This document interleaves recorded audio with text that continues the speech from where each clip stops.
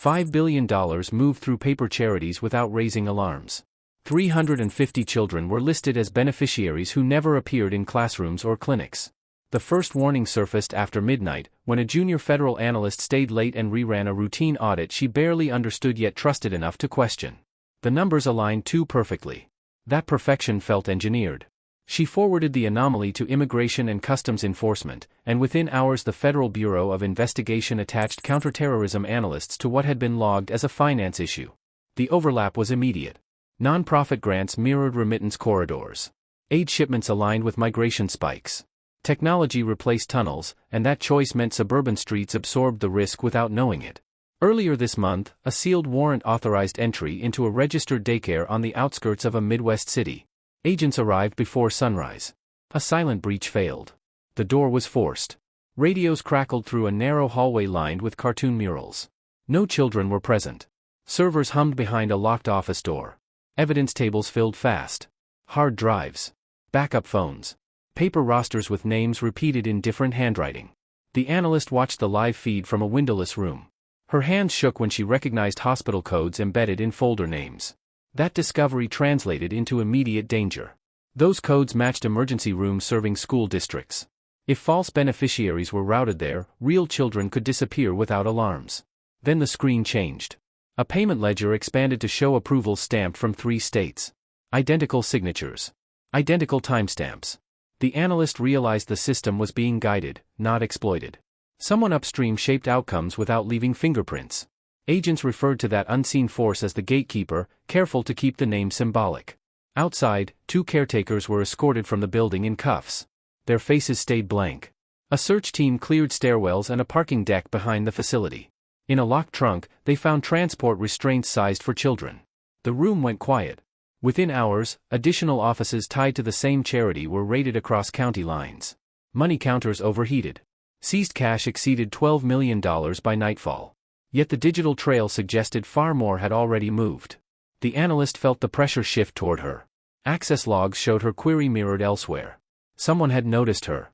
She left the building after dawn, past the same mural hallway now stripped to drywall. The opening numbers replayed in her head. 5 billion. 350. 1 permit already approved, untouched by the raid. Investigators documented every serial number and sealed the servers, but one encrypted drive resisted imaging. Its label matched a children's wing scheduled to open nearby, pending inspection already granted by city officials. The encrypted drive from the daycare raid never cracked cleanly. It stalled analysts for hours, looping authentication keys until a secondary folder surfaced, addresses labeled as temporary housing. That discovery pushed the operation out of conference rooms and into neighborhoods where curtains stayed closed all day. Earlier this month, multi-agency teams from Immigration and Customs Enforcement and Department of Homeland Security executed synchronized warrants on 3 residential buildings registered as foster transition centers. They looked ordinary from the street. Brick facades. Small playgrounds. Security cameras angled toward sidewalks, not doors. That design choice meant neighbors never saw what moved inside. Agents stacked at the first entrance just before dawn. A silent breach worked this time. Locks turned. Hinges whispered. Inside, the hallway smelled of disinfectant and old food. Cribs lined the walls, too many for the square footage. Radios crackled as teams cleared stairwells and storage rooms. Behind a false wall, they found children sitting silently on foam mats, wrists marked with color-coded bands. Cuffs locked on 2 supervisors in the kitchen. A third tried to flee down a fire escape and was restrained in the parking lot. Evidence tables filled fast with intake forms, medical logs, and burner phones taped beneath drawers. Each item confirmed the same pattern. Children were moved faster than records could follow. The analyst watched intake photos stream in. Her chest tightened when she recognized the wristbands. The same color scheme appeared in the hospital codes from the encrypted drive. That connection meant emergency rooms had been used as transfer points. Real families waited beside vending machines while trafficked children passed through as paperwork. No one spoke. Then a transport manifest appeared on screen. It listed destinations that didn't exist on any licensing database. The gatekeeper's influence surfaced again, not as a name, but as a result. At the second building, agents forced a locked basement door and uncovered a tunnel entrance sealed with fresh concrete. Tools nearby suggested it had been closed hours earlier. By nightfall, 27 children were officially removed from the 3 locations. Social workers cried quietly while agents photographed conditions. One caretaker refused to answer questions, staring at the wall as if waiting for instructions that never came. Outside, neighbors gathered, shocked, realizing they had waved at the wrong windows for years. Financial units traced emergency stipends tied to each address. The money moved through the same nonprofit account seized in the first raid, then vanished offshore within minutes. That speed meant any delay would cost lives. As the teams packed up, the analyst noticed something missing. One transport log referenced on the manifest never appeared among the seized documents. Its route ended near a regional children's hospital scheduled for expansion. Permits were already approved. The same approval authority from the daycare file appeared again. The buildings were secured. The children were safe for now. But one pathway stayed open, undocumented, and active. The missing transport log didn't point to another house. It pointed to the water. When analysts overlaid the route against customs data, the line terminated at a regional port authority facility that handled both humanitarian cargo and daily commuter traffic. That overlap shifted the case from containment to exposure. Earlier this month, joint teams from Federal Bureau of Investigation and U.S. Customs and Border Protection moved on the port before sunrise. Ferries were already lining up. Dock workers sipped coffee, unaware their route sat beside containers flagged for secondary inspection but never opened. AI-generated shipping manifests had cleared them automatically. That choice meant hazardous cargo passed within yards of families heading to work. Agents entered through an administrative stairwell, boots echoing as radios crackled. A silent breach failed on the control room. The door was forced. Inside, screens displayed live container routing dashboards, all green, all compliant. Evidence teams unplugged servers while others detained two logistics supervisors at their desks. One resisted. Cuffs locked hard. The analyst monitored the feed, her fear sharpening. The same hospital codes reappeared on a container label scanned weeks earlier. That meant children could be moved internationally without ever triggering a missing person alert. The gatekeeper's influence manifested physically when agents cracked open a sealed container in Bay 4. Inside were modular wall panels and refrigeration units, components for mobile medical rooms. Nothing illegal alone. Everything dangerous together. Then the screen changed. A release record surfaced showing one container had already left the port overnight under expedited authority. The signature traced back to a public port official appointed by the city council. Agents escorted him from a parking deck as cameras rolled. His badge hit the concrete. The room went quiet. Evidence tables filled with hard drives, shipping stamps, and satellite phones recovered from lockers. Financial teams confirmed $180 million in trade-based laundering tied to the port alone. That money flowed through the same nonprofit accounts raided earlier, then split across shell companies registered overseas. Speed mattered. Every hour meant another transfer completed. On the docks, agents cleared stairwells beneath the terminal. In a maintenance corridor, they found child-sized life vests vacuum-sealed and stacked behind cleaning supplies. The sight cut through the team. This wasn't contingency planning. It was routine. By nightfall, the port shut down 2 terminals, stranding commuters and triggering emergency traffic routes through nearby neighborhoods. That disruption translated into real risk, ambulances rerouted, response times stretched. The analyst felt responsible. Her initial spreadsheet had opened this door. As operations wound down, supervisors briefed the team on what slipped through. 1 container. 1 expedited release. Its destination remained inland, near a hospital expansion already approved by municipal permit. The analyst stared at the port map, recognizing the same approval authority stamp again. The water route was closed. The corridor on land stayed open, quiet, and waiting. The inland destination from the port didn't resolve to a warehouse or clinic. It resolved to a courthouse routing code, one used to fast-track permits and suppress follow-up audits. That shift dragged the investigation into a space agents avoided unless evidence was airtight. Last week, sealed federal warrants authorized limited entry operations inside 2 county courthouses tied to the same approval authority stamp. Teams from Federal Bureau of Investigation and Department of Justice arrived before public hours. Security checkpoints were bypassed under court order. Radio stayed low. This was precision work. Agents moved through marble hallways and service stairwells used by clerks and janitorial staff. A silent breach opened the records office first. Evidence tables filled quickly with case files pulled from locked cabinets, permits approved in hours instead of weeks. Signatures repeated. Not judges' names, but clerk authorization codes tied to one supervisory account. The analyst followed the scan in real time. Her stomach dropped when she recognized the same authorization pattern from the daycare and port files. That meant the system didn't rely on rulings. It relied on paperwork inertia. Once stamped, no one questioned it. Schools were built. Clinics expanded. Routes stayed open. Then the screen changed. A second team forced entry into a back-office suite reserved for administrative judges. The door resisted before giving way. Inside, agents found personal devices connected to external drives hidden behind framed certificates.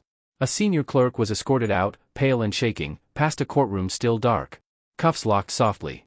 The room went quiet. The gatekeeper's influence showed again through consequence.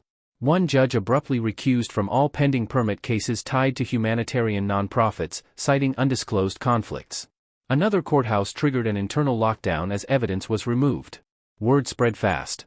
By mid-morning, staff whispered, realizing years of routine approvals might carry criminal weight.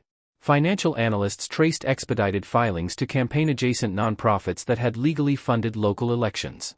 That connection translated into immediate human risk.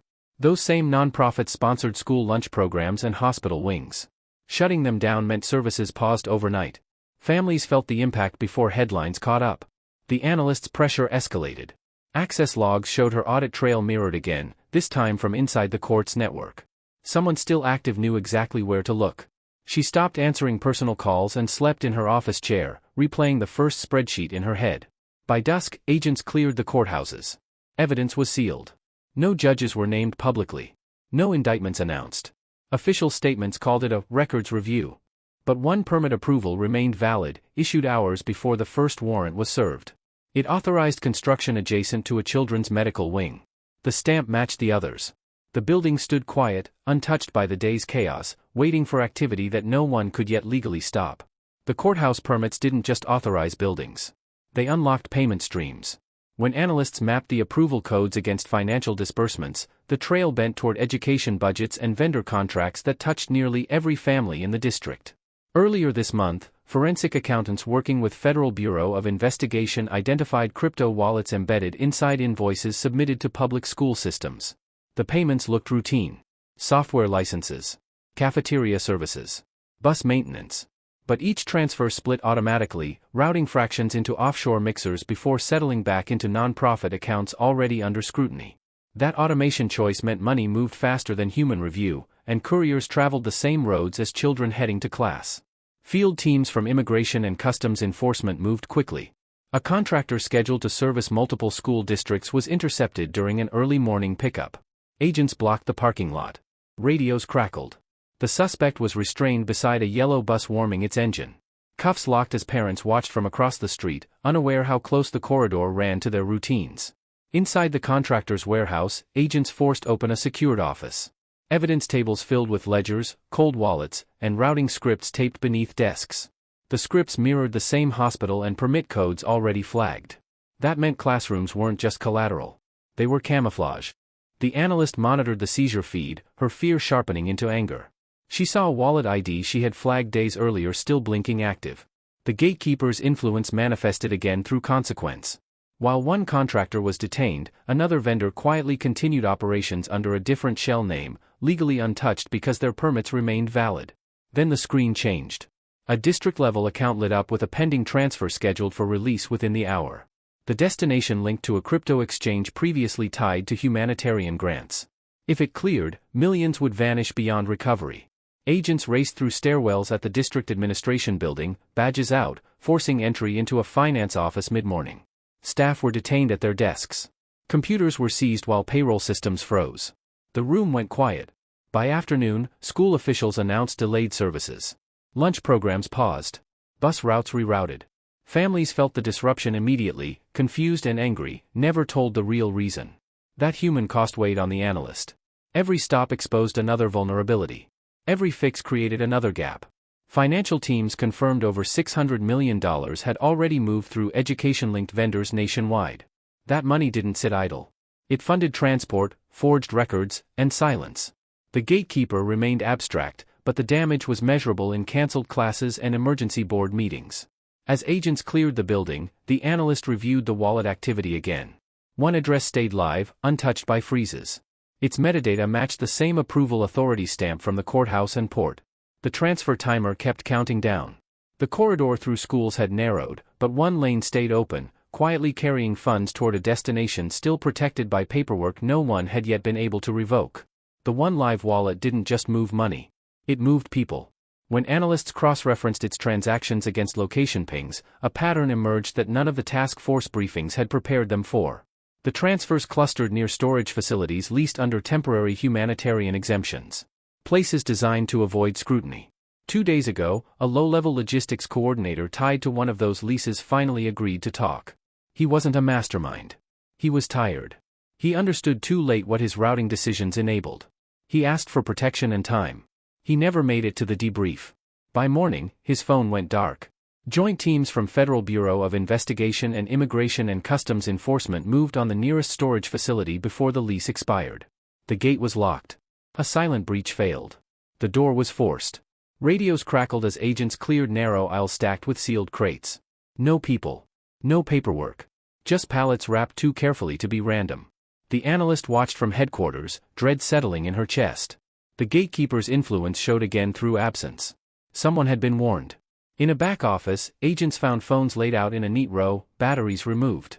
Evidence tables filled anyway, shipping labels, falsified inspection stickers, and a single blood-stained glove stuffed behind a breaker panel.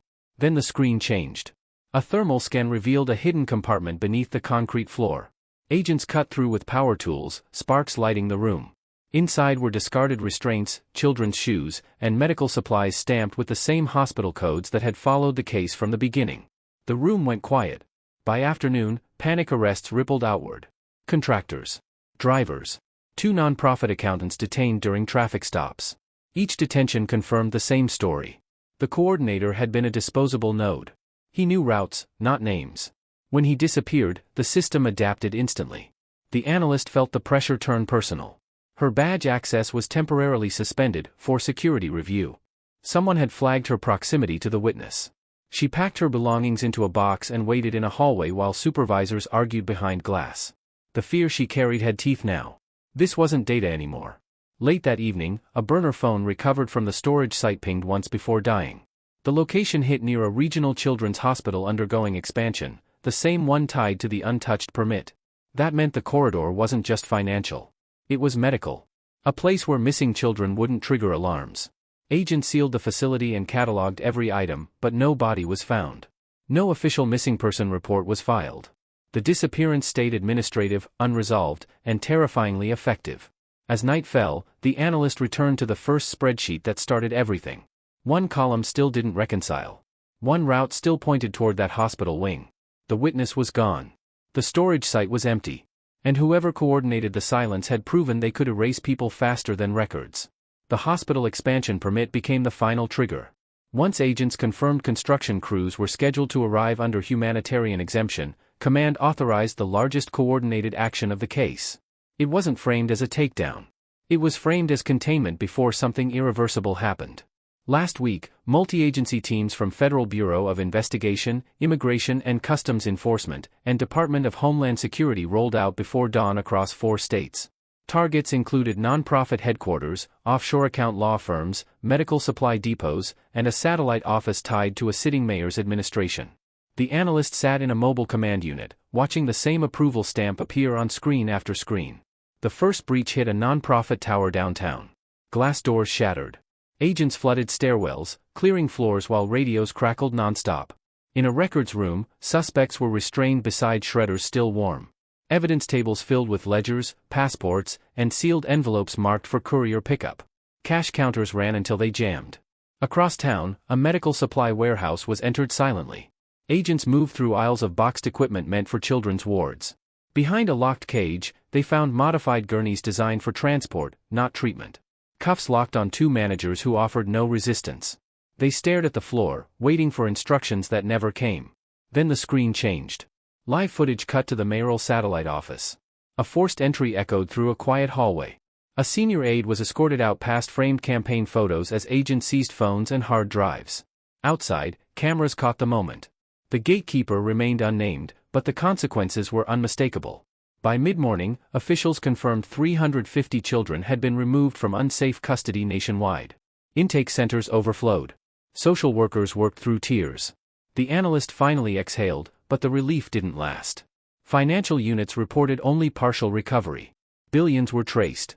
Millions seized. The majority had already moved beyond reach. At the hospital site, agents cleared stairwells and underground parking decks. Construction was halted minutes before crews arrived. In a secured utility room, they found routing documents showing how patients could be diverted without triggering alarms. That meant the plan wasn't theoretical. It was days from activation. The room went quiet. By evening, press releases claimed success. Arrest numbers climbed. Seizure totals looked impressive. But inside command, the mood stayed tense. One permit tied to the expansion remained legally valid. One financial role linked to approvals was still active, shielded by jurisdictional gaps. As operations wrapped, the analyst stepped outside the command unit and looked at her phone. No missed calls. No messages. The witness was still gone. The gatekeeper hadn't surfaced. And while doors had been kicked in across the country, one corridor through the system remained open, narrowed, exposed, but not closed. The briefings declared closure, but closure never reached the analyst's desk. The final packet arrived stamped, "After action," heavy with arrest tallies and seizure charts. It read clean. Too clean. The same way the first spreadsheet had looked before everything unraveled. 2 days after the raids, senior officials from Federal Bureau of Investigation and Department of Homeland Security met behind closed doors to coordinate messaging. Cameras waited outside. Inside, evidence tables were gone, replaced by binders. Language shifted from children to compliance. From routes to reforms. The analyst sat in the back, silent, watching what was left out. The gatekeeper never appeared as a suspect, only as a shadow cast by outcomes. One logistics role remained unfilled in the arrest matrix.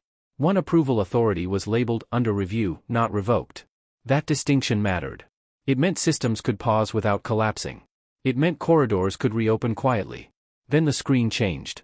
A compliance audit flagged a renewal notice scheduled for automatic approval. Same permit family. Same hospital network. Different city. The renewal had been queued before the raids and never cancelled because no single agency owned the authority to stop it. Paper protected the process better than any firewall. Outside, families felt the aftermath. Nonprofits closed abruptly. School services resumed unevenly. Clinics postponed openings. Children rescued from unsafe custody slept in temporary centers while caseworkers scrambled. The analyst felt the weight of each unintended consequence. Stopping the machine had hurt people too, just not the ones who built it. She requested access to the sealed encrypted drive one last time. The request was denied without explanation. Her clearance stayed limited. She understood the message. The investigation had reached its acceptable edge. No one spoke. Later that evening, she returned to the original anomaly. Same rows. Same timing gaps. But one new entry appeared, dated after the raids. Smaller amount. Different nonprofit name. Identical routing logic. The gatekeeper's influence showed itself not through power, but persistence. Officially, the case closed with 350 children rescued, hundreds detained, and millions seized. Unofficially, one financial pathway remained active. One permit remained valid. One role remained unnamed, shielded by jurisdiction and process rather than force. The analyst shut down her terminal and packed her things. Outside the building, construction lights glowed at a medical site across town, crews preparing for work delayed but not cancelled. She recognized the approval code on the public notice posted by the fence. The opening numbers echoed back to her. 5 billion. 350. One system that learned and adapted faster than anyone wanted to admit. The raids had exposed it. They had damaged it. But as she walked away, she understood the most dangerous part wasn't what had been stopped. It was what had quietly learned how to survive.